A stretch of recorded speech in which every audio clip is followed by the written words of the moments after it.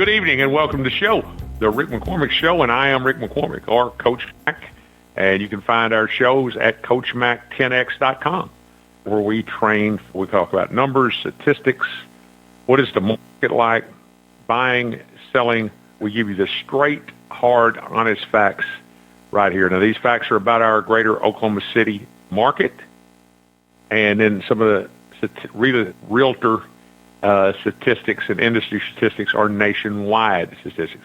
I'll be joined later in the show with our weekly a guest that we have on each show, the owner at Security Financial Mortgage, Mr. Kendal Dexter, who brings us great and up-to-date mortgage information. Mortgage is a key component when you talk about real estate. The majority of people that are buying real estate, even investors, have some aspect of financing. So it's very important kind of where interest rates are going. And also, not only interest rates, also how is inventory. Hard to believe, we're in our 6th season here with the people at Artist First Radio Network. Labor Day, early September, we began season number 6.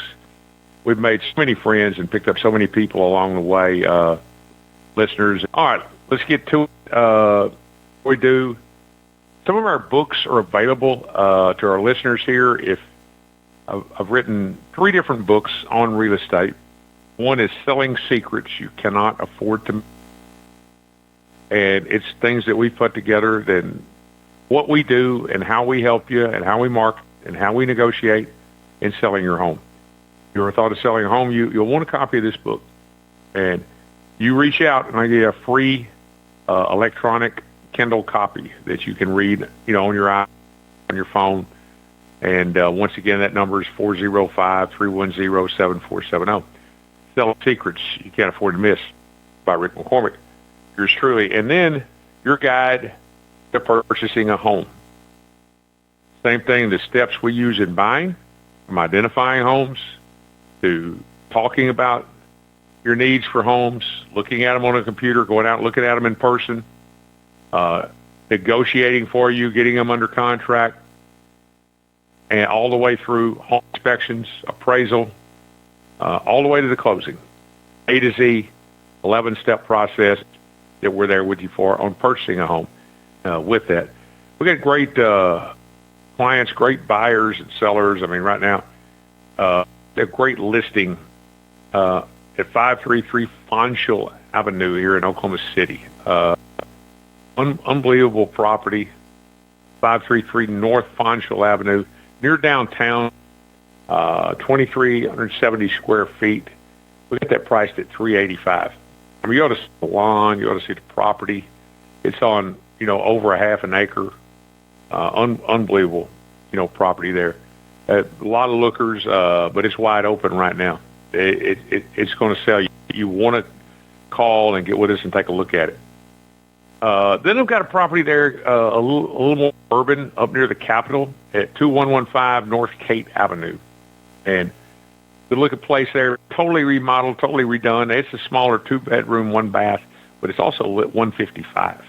Okay, great, close to the Children's Hospital, the VA Hospital, close to the Capitol, the Oliver Hodge Building, the state departments, the State Department of Education, State Department of Wildlife, all these things. I mean, tons of state and federal jobs close by.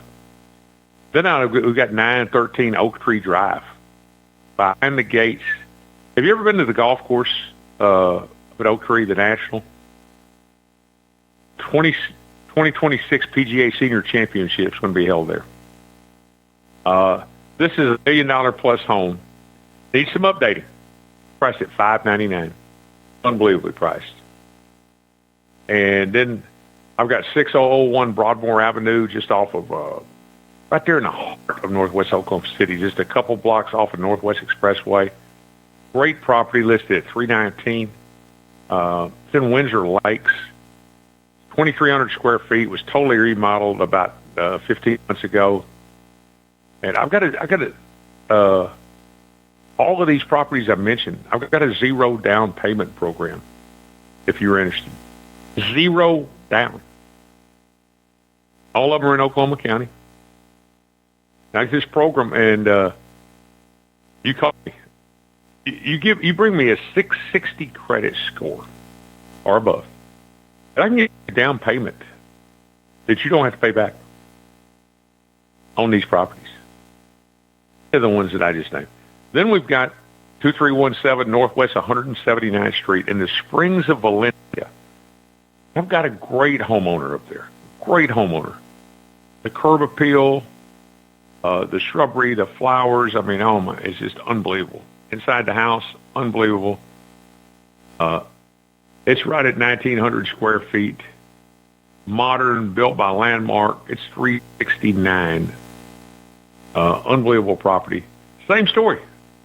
I mean, let me hear zero down on any of these properties. Any of them. Zero down. We can go FHA. You have a credit score. We can go. We'll go conventional. If you don't want or need the zero down, then we'll get you a great interest rate on these. So anyway, those are our. I just went through 5 of our listings, but I mean that is 5 unbelievable our listings of the week. And reach out and call me. You can reach me on that same number I'm giving you, 405-310-7470. We call it that. I've got multiple numbers, but that's the Rick McCormick Realty Group phone and text line. Reach us on that. All right, let's talk about what's been going on here in our market in recent days. What has happened in the last 7 days? Fortunately for buyers, perhaps unfortunately for sellers, our inventory continues to tick up. Right now, as we speak, we are knocking on 9,000 properties. That's a lot for our marketplace. Right now, as we speak, I'm at 88,845 properties. Guys, I'm 150 homes off 9,000. What used to be normal prior to COVID here was approximately 6,000. So we're approaching 50% above what was our normal inventory. Now, that is a boom and a whirlwind if you're a buyer. A lot of the properties that are going right now are going at a slightly reduced rate or a closing cost rate. So here's what's happened in the last 7 days. Again, is going to increase our inventory. New listings that have hit the market in the past 7 days, 801. Properties that sold and closed in the last 7 days, 445. We've got a little variance there. You see that, 400 properties more came to the market than were sold. Now I've got 576 properties. One of those, like I said, we added a new first-time home buyer in one of those, one of our agents, so we're about that. Now another, as I go through the market here, 994 price increases. So almost 1,000 out of our almost 9,000, 11, 12% had a price decrease in the past 7 days. So it's important, whether you're a buyer or a seller, that you really know how to navigate this market. And as I talk with agents, trust me, I hear so much misinformation. Well, I mean, one of our agents, one of our dear friends, I saw something that he has some people putting out stuff, and it's obviously national stuff because it's much totally inaccurate. But talking about how tight inventory is, there's no inventory. Well, that may be in some particular markets, in some cities, but it's certainly the opposite of that here. And so if you're putting out information as a realtor, I mean, and you have somebody doing it for you, you need to look at it. You need to try to make sure it has some level of accuracy. But I hear people all the time, inventory's really tight. No, it's not. We're at unprecedented high levels.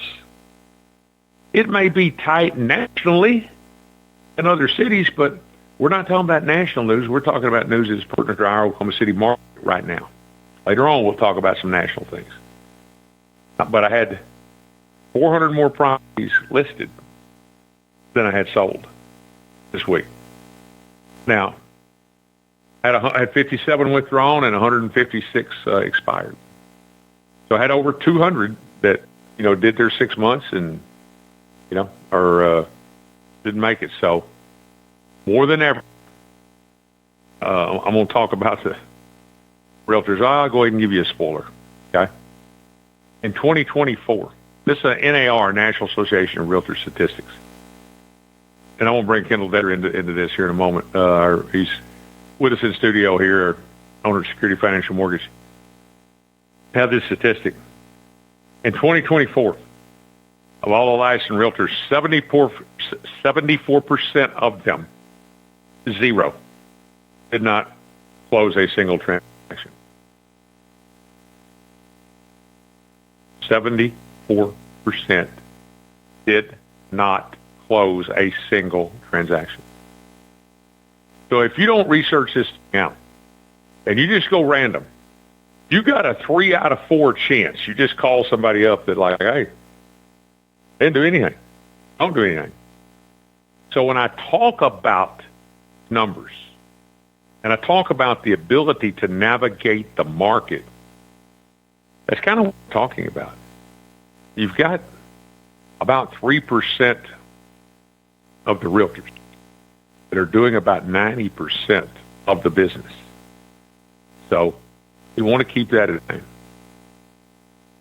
Okay. Now, at 576 pending, 445 sold, but 831 new listings, and then 123 back on the market. That takes us to 950 plus, almost 1,000 new properties, while 445 sold.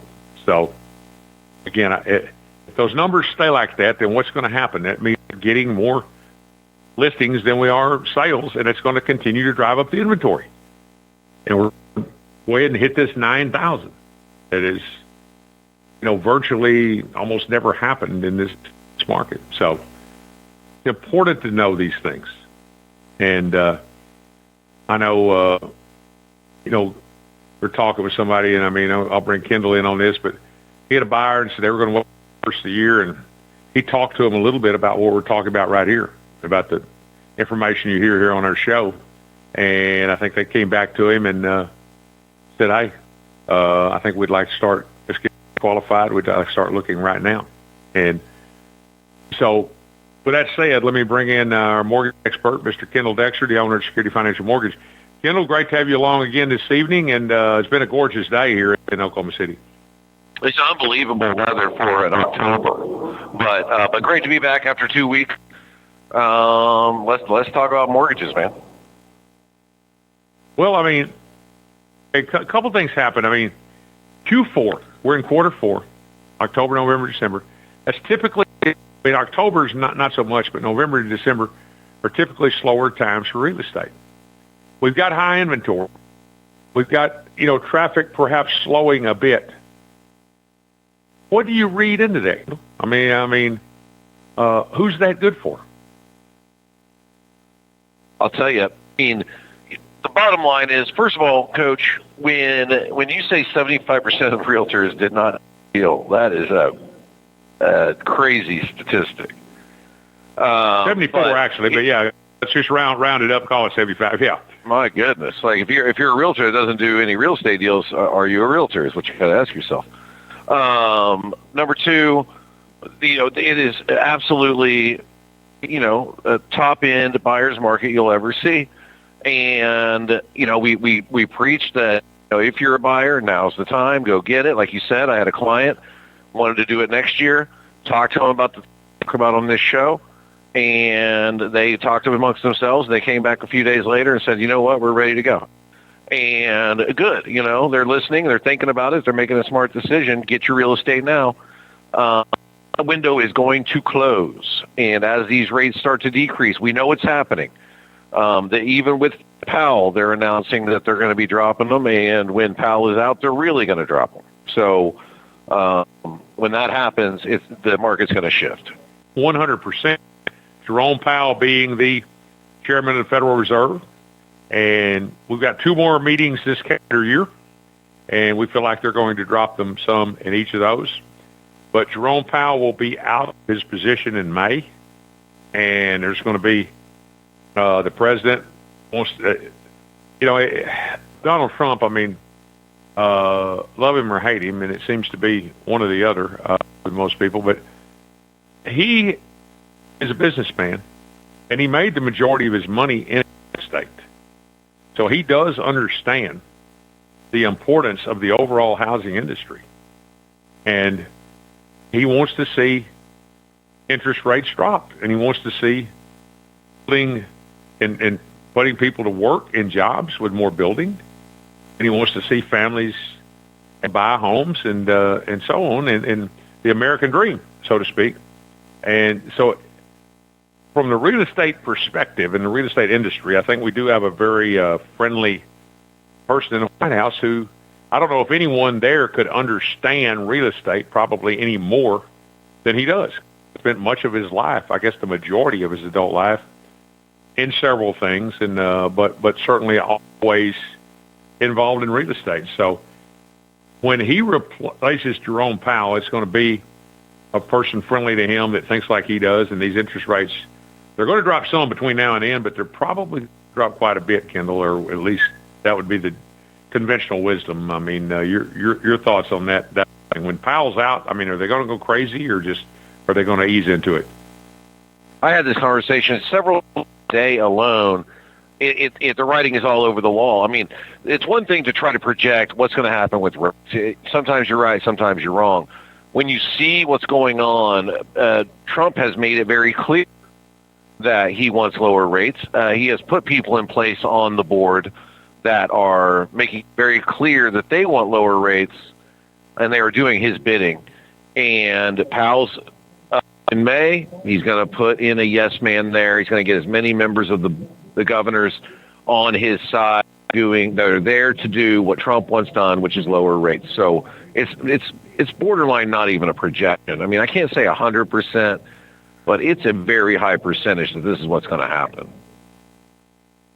Well, will they lower them 25 basis points at a time, or will they really dive into it and 75 basis points and then 50? I mean, we don't want to tank the economy. I mean, it probably needs to be gradual, but I mean, I think they're definitely going to be aggressive. Would you not think so?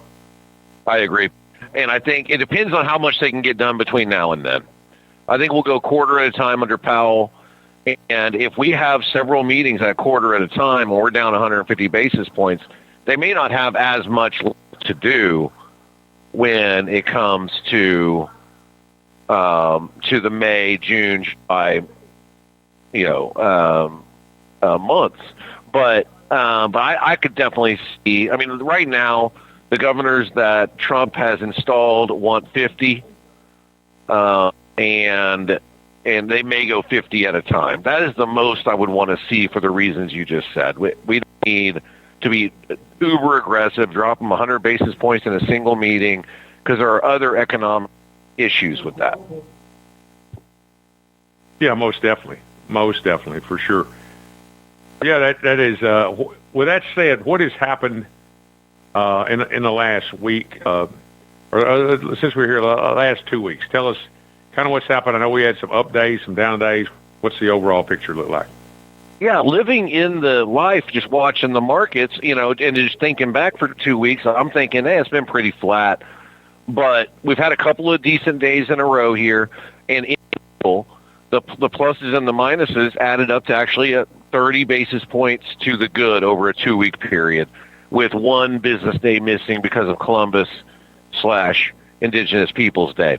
So 30 basis points over 2 weeks. It's nothing jaw dropping, but it's something. Free rate is that you would get is costing $300 less per 100,000 that you borrow than it 2 weeks ago. So nothing crazy, but we'll take all the good we can get. And 20 of those 30 came in the last 2 days. So maybe we're on a positive run that could continue. Yeah, and it's wild. I mean, when things happen across the world, I mean, I would. Well, one has nothing to do with the other, but I think perhaps the peace deal between Israel and Hamas. I mean, things like that tend to positively affect the market many times. I mean, You're seeing it in the stock market too. NASDAQ. Yeah, that's what I said. No, the NASDAQ and the Dow Jones, I mean, they're stronger than they've ever been. And so a lot of the things in the criticism of many of the things are people seemingly making noise because it's not manifesting itself in the stock market or the overall, economy, or at least the maybe in your area where you're at, whatever. But I mean, the overall economy and the stock market is, I think, higher than it's ever been in history. So, when we talk about mortgage rates, there's some, I guess there's not supposed to be, but I mean, there's some correlation between the rates, I feel like, in the stock market as far as the up and down, because talk just for a moment about how those things are set, Kendall. I mean, it's not, Jerome Powell and them set the bond yields, and I mean, talk just a moment about how the whole interest rate thing works. If we've got a new listener on there, we've talked about some in the past. Interest rates are determined directly by the bond yields. And the correlation between the bond yields and the stock market generally is that when people get out of the market, they didn't get rid of their money. They have their money. They got to put it somewhere. And the safe place, if they're running from the stock market, they are running to safety. And that safe place is bonds. So that is the correlation between, usually they move in opposite directions. In recent times, they have moved in the same direction. And you've noticed that, and you've mentioned that. And historically in my career, the rates and the stock market have moved in opposite directions due to the fact that when there's sell-offs in the stock market, it's driving up bonds because that's where that money's going. Yeah. Well, now these days you might just go to a high yield savings because rates are high, and so that means your high yield savings account is high, and opposed to in the past when rates were lower, that those savings accounts are paying 0.5% sometimes and stuff like that. So that also could have something to do with it. Less of the safe place is bonds, and maybe people are just moving their money over to from a Robinhood trading account to Robinhood high yield savings, something like that. Okay, well, man, good information for sure, and it's important that Coach Mack, we were going to talk about real estate houses on here. Well, we are. We're talking about the ins and outs of the real estate industry and how this whole thing works. And about an 85% driver on this thing is the mortgage industry and where rates are at. And it's the cost of building supplies on new homes. I mean, there's other factors, but man, mortgage and interest rates are extremely important to the lifeblood of the industry. We talk about interest rates and we have short memories. Okay, we don't compare it back. Man, interest rates are, I hear anybody say that all they do is gritch about interest rates. They don't go back to 1984 when they were 15%. And I tell some of my people about having my real estate coaching program that under Coach Mack 10X, that would it surprise you if I told you interest rates are lower today than they were in 1971? No way. Yep. Yeah. Well, houses were cheaper then. Well, of course they were. But put in $100,000 in 1984 and see what the value is worth today.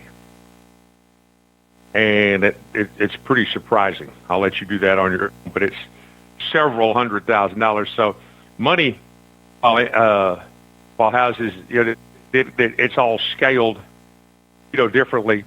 But we think back to this thing 4 years ago when interest rates were 3%. Well, they're high in relation to that, but they're not high in relation to, the 7.5% that they were in 1971. Interesting stuff. It's important in all of this to have a global perspective. And talk a little bit about like dollars per square foot in our market and all that in that same global perspective when we return. Stay tuned. You're listening to The Rick McCormick Show, real estate growth without the guesswork. Don't miss an episode. Tap follow wherever you're listening. Want early access and exclusive updates? Join my insiders list at coachmac10x.com/podcast. Now back to the show. Good evening and welcome back to the Rick McCormick Show. I am the host, Rick McCormick, Coach Mac. You can find us, all of our shows at coachmac10x.com. I'm joined on each show by mortgage expert Kendal Dexter. Kendal, we were talking about the interest rates and the price of homes. I had a gentleman that I put in a new home in about 2019, I'll say. And I was helping his daughter a few months back, and he said, man, I just can't believe it. These homes are all just so high, and they're too high. And I said, well, they've gone up. But homes, this first time, I said, the homes always go up. That's what they do. Well, they're just not. They're just too high. They're not worth it. I said, well, I think we have to look at the global perspective.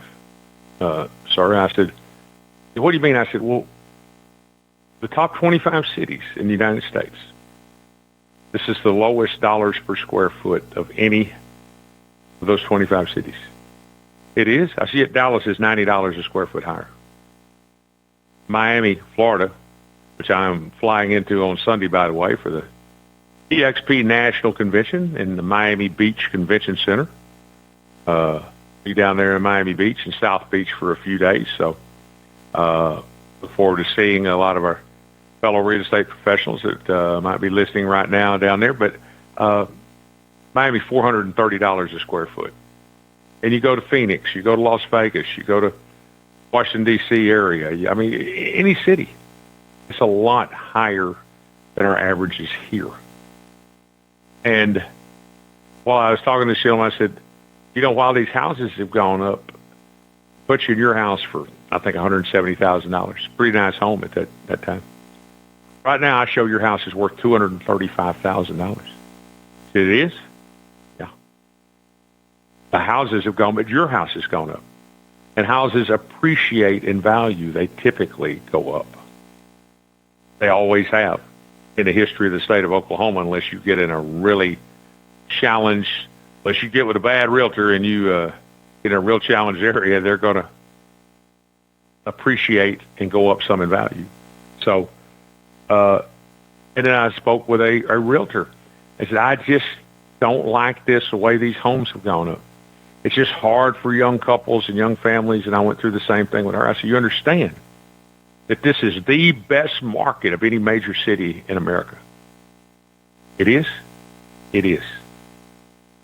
And it's important to understand that. Well, yeah, but the homes just shouldn't have gone up again. They're going to go up.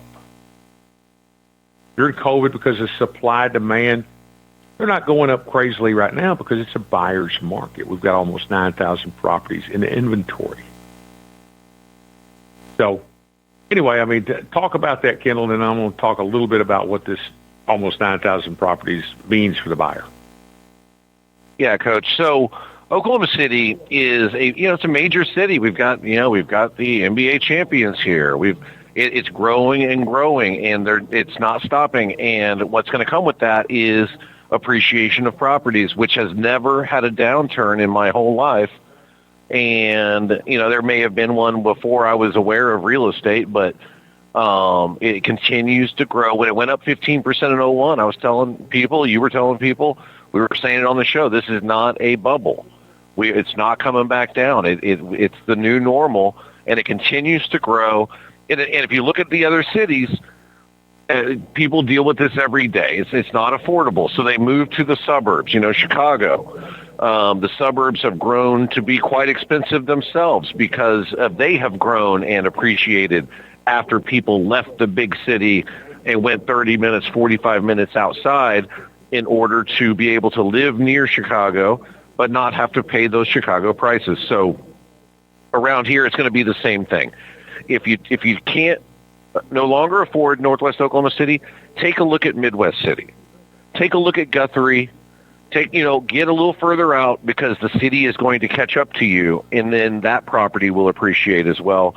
I would encourage people, if they can't afford it, to get in Oklahoma City, in the good parts of Oklahoma City, because you're going to get more appreciation over time than you will elsewhere. But there are other areas, and that's what people do to cope with a market like that. It's going to continue to grow. It's going to continue to increase. If you can't be in the city proper, step out just a little bit, find something affordable there. Yeah, and I went to my notes here now there's some cities in here, Fort Wayne, Indiana, Huntsville, Alabama, but those are not major cities. I'm talking about top 25 populated cities.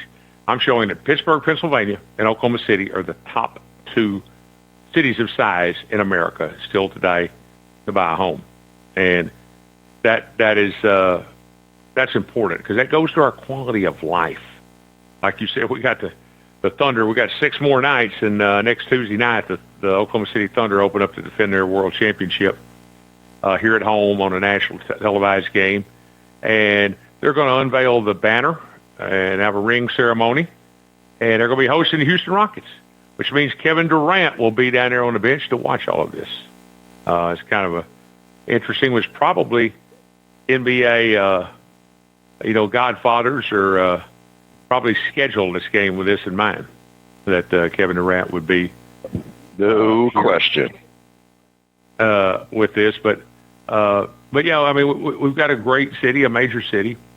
But I think it's important when you talk about, well, our homes here are really high. In relation to what? I'm looking right here. Pittsburgh, Pennsylvania, and Oklahoma City are the top 2 places in America. And we're basing this on this. The average household income and the average price home. And what is the percentage?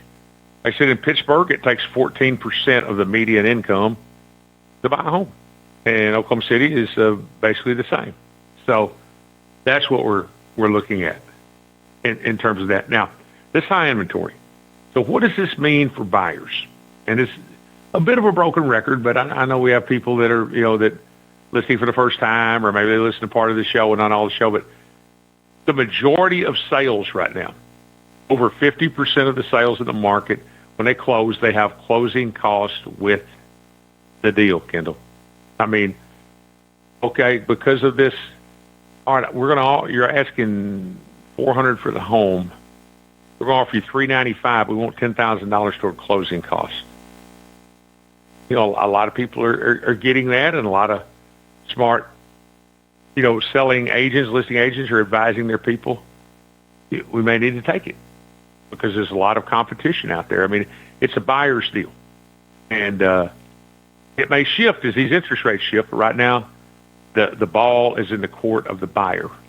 You get a good agent, you're going to get a good financial deal, and you're probably going to get a substantial amount of closing costs. So that's what it means for the buyer. You've got great selection. You're not typically rushed. Now, there can be multiple offers on a property. That still happens. Those multiple offers are usually 2 or 3, not 15 in COVID days, but you're not rushed. You've got great selection, and you get a great deal. And if your finances dictate it, we can probably get you closing costs. That's where it's beneficial for the buyer. That's when we talk about it's a buyer's market. It's such a difference from what we saw 4 years ago. Imagine if you would have gone in and tried to say, I'll give you less than you're asking for, and I want you to pay my closing costs in 2021. Like that you'd get laughed out of the building, well, we actually have 20 offers in one day. So, I mean, people need to realize the gravity of that and where you stand as a buyer right now and the kind of deal you can get. Yeah, absolutely it is. Absolutely. The deal for the buyer is there. All right, we're going to finish up a little bit, talking a little bit about the whole realtor thing I was talking about. It looks like about this is NAR, and these statistics are not specific and 100% lockdown, but since 2024, in the last year and a half, about 200,000 realtors have left the business.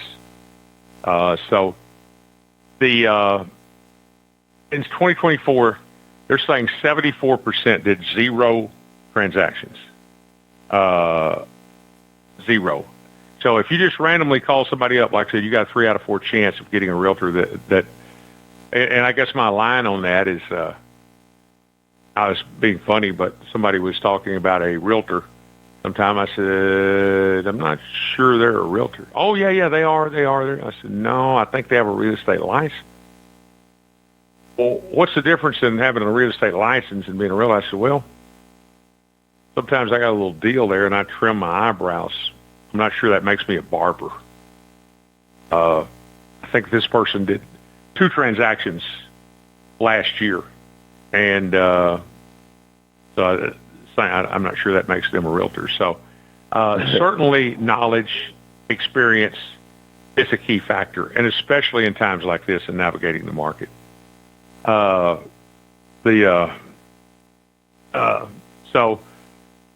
that's where under CoachMac10X.com and our coaching program, our goal is to try to help to lower the failure rate of real estate agents in the real estate industry, one agent at a time.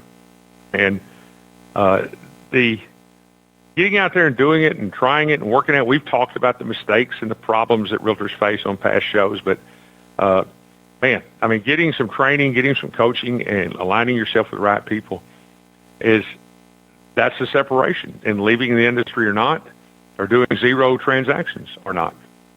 So, I mean, what do you see, Kendall? You deal with a lot of different realtors and talk a lot on your end. I mean, and obviously you're dealing with people who do some things, or they wouldn't be, I guess if they didn't have some deals, you probably wouldn't be talking with them. But what have you seen through the years out of the whole real estate industry? Positive, negative, and what would you recommend to see that maybe the success rate grows and becomes a little higher? Well, number one, it's a little bit too easy to get a real estate license. Due to that fact, a lot of people can get it. There's a ton of realtors, and not everybody is a professional. So in my opinion, you've got to work with other professionals. Surround yourself with people that are doing business. Learn what they're doing, and copy it, pick through it, take what you want, piecemeal it in. Okay, I like that. I don't really like that for me, but I like this. But you got to surround yourself with people that are doing more business than you, and learn what they're doing right and what you're not doing right in order to succeed and not be one of these realtors that no longer is in the business. Yeah, absolutely. And I mean, and so that's a good point. I think number one, you find out what are the successful people doing? What have they done? And how do I lock in? How do I improve myself? I mean, training and education is critical.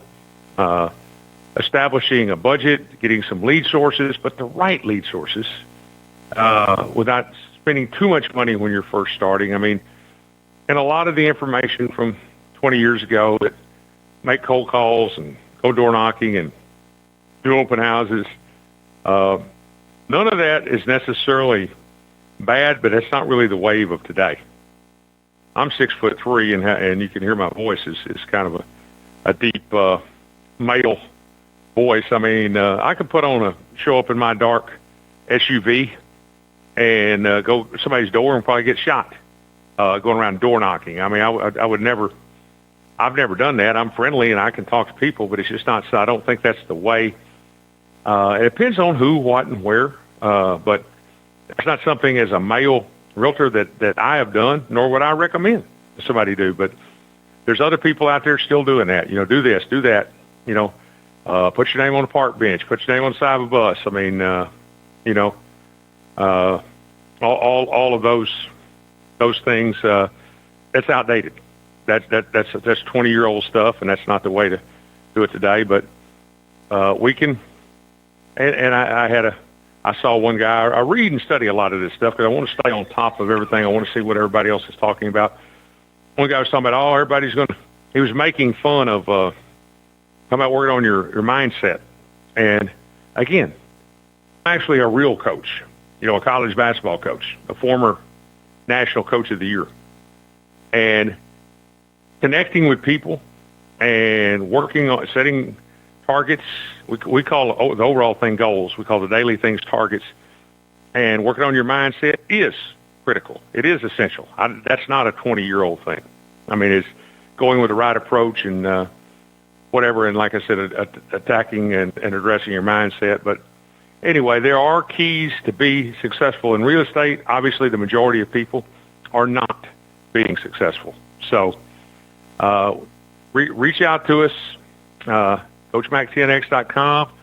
Drop us an email, whatever. We'd love to connect with you and get you in one of our group programs. And we can pretty much guarantee if you follow the plan in 90 days, your income will increase by 30% or more. Stay with us 6 months and, look for great things. But now you got to show up. You got to follow the plan. And like anything else, we can help you. But, Kendal, it's going to be a great fourth quarter here. October, November, December, these interest rates are going to continue to come down. Here in Oklahoma City, we continue to spiral and grow. Our migration in is always greater than our migration out. And we've got the defending NBA world champions here in the Oklahoma City Thunder that are going to be drawing all kinds of people downtown into our city. And we got OU football going on here midway through the season. It's a very exciting time. We're going to have a great fall and winter here in Oklahoma City. I love it. Tuesday night, downtown OKC, the final chapter of last year's magical run to the title. They're going to get the rings. They're going to hoist the banner. I will be in the building. And that night we start our defense of the title. So great stuff and great stuff for the city. And I hope everybody's getting involved in owning a piece of Oklahoma City. Absolutely. We appreciate you being with us here. We're here on Wednesday evenings at 6 p.m. Central Standard Time. Reach out to us. That text line is there, 405-310-7470. I'm Rick McCormick. He's Kendal Dexter. I want to thank you for being with us this evening. We want to thank our friends at Artist First Radio Network as we are now in our 6th season and love being here and be associated with Artist First. Thank you so much for being with us. Until next time, you stay safe and may God bless.